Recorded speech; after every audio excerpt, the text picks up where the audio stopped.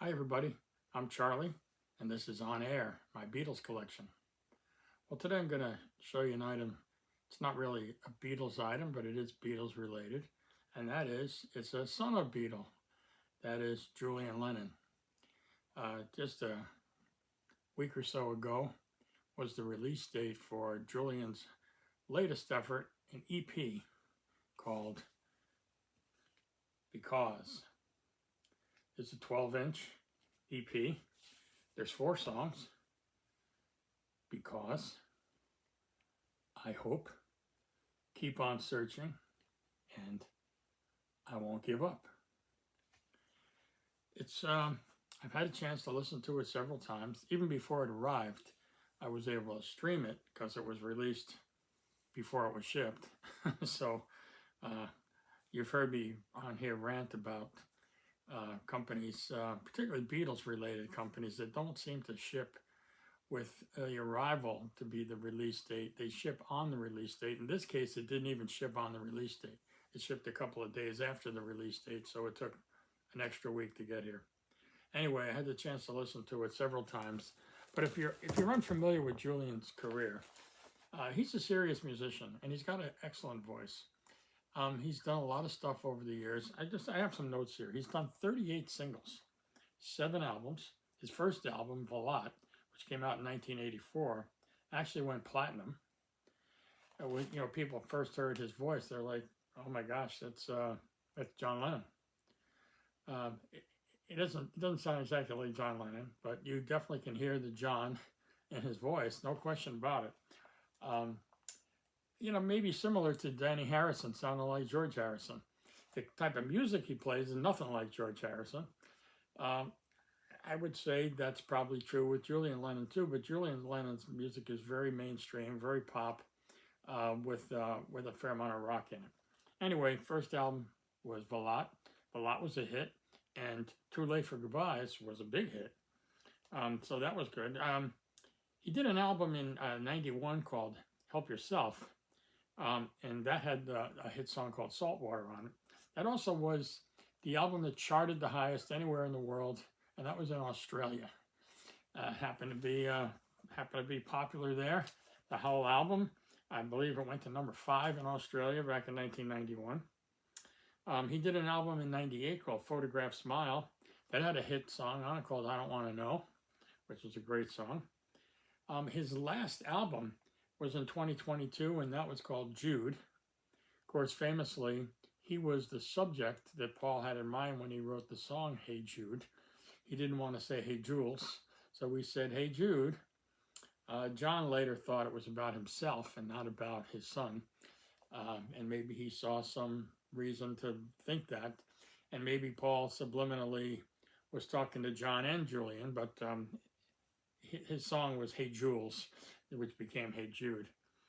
That album that Julian did in 2022 has a picture of him in his younger days, and just that happened to be a picture taken by May Pang. So that is the cover of the Jude album. Is a picture that May took of Julian in the 70s. You may not know it, but when May was with John, and they were a couple for a couple of years, she did a lot to encourage John to, rekindle his relationship with Julian. Julian visited them a number of times. When John signed his dissolution papers dissolving the Beatles, he was the last one to sign. And he was at Disney World with May and with Julian. He signed that letter or contract, whatever you want to call it, at the end of the year. I believe it was December 30th or thereabouts, the last week of December, in 1974, and he was there with Julian. Anyway, May did a lot to encourage that rekindling of that relationship. She became very close to Cynthia Lennon as well. They were good friends. They had John in common, obviously, so they probably had a lot to talk about. But if you know or have met May, or if you've read or heard about May, she's really a very lovely person, and she did a lot to help John during that period, and she did a lot to help Julian. And to this day, she's very close with Julian. I know that for a fact. Anyway, he did that album in 2022. And also in 2022, he did a cover of Imagine. And he had said for years that he would never, ever do Imagine. That was too much of his father, and he just didn't think, I guess he thought it was sacred ground, and he didn't think it was something he should, try to take advantage of or to be part of. But there was an effort in 2022 called Stand Up for Ukraine, based on, obviously, the situation with Russia invading Ukraine. And so there was a charity effort put together called Stand Up for Ukraine, and he did the Saying Imagine, and it was released and as a charity thing. So anyway, he's done a lot of stuff over the years. This band that he has now, well, obviously it's Julian, and he sings and he plays keyboards. And there's a guy named Andrew Watt who does some vocals. There's a guy named Andreas Dahlbach who plays drums. There's a guy named Matt Backer who also plays guitar. And Justin Clayton is sort of his lead guy. He plays lead guitar, bass guitar, and vocals, backing vocals. So they're all on this EP. I have to tell you, I love this EP. I haven't liked everything that Julian has done over the years. He's had several hits. He's had some near hits. If you go back, to iTunes or Spotify or something like that, almost, particularly on iTunes, every album has at least one or two songs that have that little dot before them, which indicates, that got the most attention, most streams, or the highest chart position, or however you want to look at it. And there's a couple of those on every one of his albums. So I'd love to see a compilation of an album that is just those songs, because there's a couple of real keepers on every one of his albums over the years. I've never heard an album of Julian's that didn't have 2 or 3 songs that I thought were really good songs. And for the most part, they got the airplay to back that up. This one, I like everything on it. But in particular, I think over the years, we have liked things, and maybe I'm guilty of this, we've liked his work when he sounds a lot like his dad. I mean, that's, we miss John, and we liked his voice. And Julian's got a great voice, and he does sound a lot like his dad. And in some cases, I don't think he's trying to imitate him. I think it's just he's got the same thing going on in his vocal cords or whatever it is, and he sounds just like his dad. My favorite song on here is I Won't Give Up. And I'm going to give you just a tiny taste of that, because I think it, more than anything on this EP, sounds like Dad. So I'm 1 minute and 15 seconds into the song, I Won't Give Up.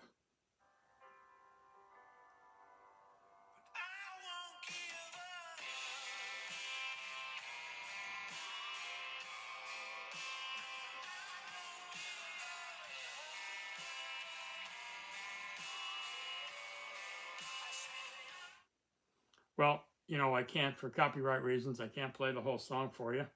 But it starts off the first minute and 15 seconds or so. It's kind of a slow piano song. And then at that mark, he goes into, in my ears, full John Lennon mode. Actually, all the songs on this EP are good songs. I like them all. I think you should give it a try if you haven't. Or try, stream it a couple of times and see what you think. But I was happy to get it. And not only that, I got a little bonus that I can put inside the front cover. I can put it in front. This is the cover, so if I put this other thing in front of it, I've got Julian's autograph. So that was a nice little touch. That was an option if you bought the EP from the Julian Lennon site. You get an option to, for an extra few dollars, you got the option to get his autograph. So it's not on the album itself, it's on this insert card that looks just like the album cover. And It doesn't look like an auto pen thing. It looks like it was done with a marker, which is nice. Um, so I'm happy to have that too. I like Julian. I like what he stands for. Um, I like his voice. I would have liked his voice even if I didn't know who his father was. I think uh, his first album in particular shocked people because they were hearing John Lennon's voice and they're like, wow, this is great. I think over time, maybe that wore off, and maybe with the variety of songs he's done. I mean, he's done 37 singles and 7 albums, so 100 songs maybe. I don't know, more than 100 probably. And they don't all sound like John, and they don't all sound like hits for that matter. He does a lot of different moods. Some of it's slow and moody, and some of it's up tempo, and some of it has a message, and some of it's just pop love song kind of stuff. But he's done a lot of stuff over the years, and you would be well advised to check it out. If you like the sound of John Lennon's voice, you probably like the sound of his son's voice. In some ways, he's got a more organized voice than John. John, got to the point in the 70s where he did a lot of screaming, and he, you could hear the feeling and the pain in his voice at times. He used a lot of effects on his voice, a lot of reverb, and a lot of he didn't like. Well, John famously didn't like the sound of his own voice in the 70s, so he did a lot to doctor it up to make it sound different than it actually was. Julian's got a pretty professional, smooth voice. Uh, you know, I'm not going to argue that he has a better voice than his father. Um, I will say that he's written every song on this EP, and he's written most of the songs that he's covered over the years. He didn't write Imagine, obviously, but he never intended to record Imagine. But anyway, I don't need to go on and on about my praise for Julian Lennon. I just think he's a good artist. I think he's a serious artist. Of all the Beatles' sons, he's clearly the most successful from the point of view of his own recording career, and I think it's deservedly so. Now, whether you think that's competitive with the rest of the male singers in the world since 1984 when he got started, that's up to your own personal choice and interpretation. But Julian's a serious artist, and he's a good singer, and he's got some good songs in his catalog. If there's 100, maybe 25 of them are really pretty top notch. I can't speak for all of them. I don't even have all of his albums, so I'm not even saying I'm a Julian freak and I've got everything he's ever done. But I have cherry picked his catalog over the years, and I've liked a lot of stuff that he's done, and I'm really happy with this EP. These songs are good. I like everything on this. It's only 4 songs, and like Ringo with the EPs, you're paying album prices for 4 songs. If you get the autograph, you're paying even a little bit more. But I'd like to support Julian on this effort. I thought it was a worthwhile effort, and I really liked the EP. So that's all I'm going to say about it. And the rest is up to you. Anyway, I hope you like this video. If you do, please hit the thumbs up. If you're not a subscriber, please hit the subscribe button too. Love to have you there. And of course, come back and see me. It's mostly Beatles here. This is about as far Beatles related as I often get. But, this has kind of been Beatles month.